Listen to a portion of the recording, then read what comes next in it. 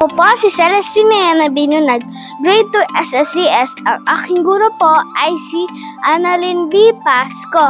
Ito po ang aming performance task sa math.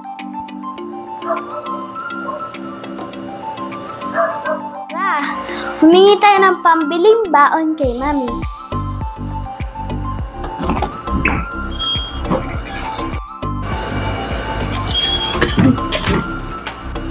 Mami, pwede po ba humingi ng pambiling baon? Oh, balik mo yung sukli ah. Po.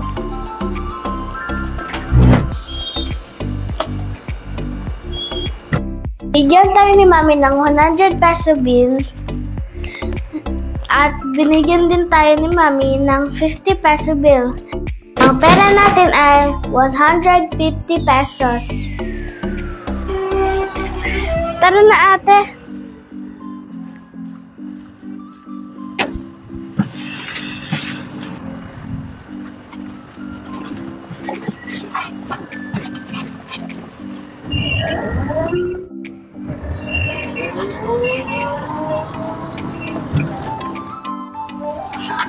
Bye-bye! Bye.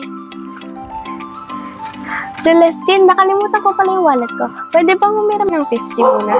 Sige po ate. Ito, ibibigay ko po sa yung 50. Bali, meron na lang po ako 100. Sige, bye-bye! Bye.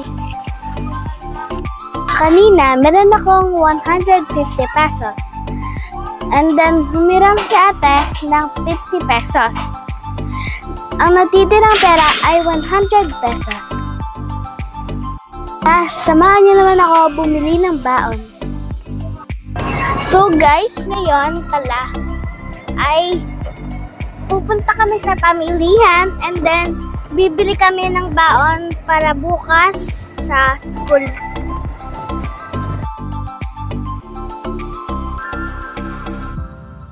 Samahan niyo ako bumili ng baon ko.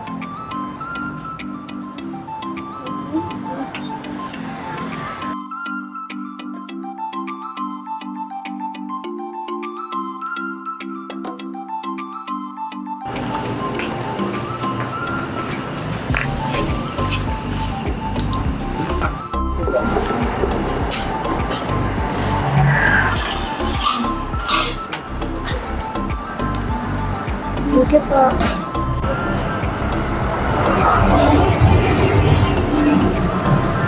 Bili pala ako ng baon ko na tig 12 na yam-yam and tig 13 na wafer.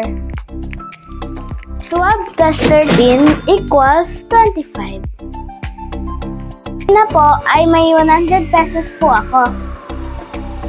Kanina, bumili din po ako ng baon ko na worth 25 pesos. Bali, ang pera ko na lang po ay 75 pesos.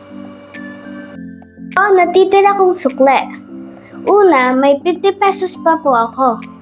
Pangalawa, may 20 pesos pa po ako. At pangatlo, may 5 pesos po ako.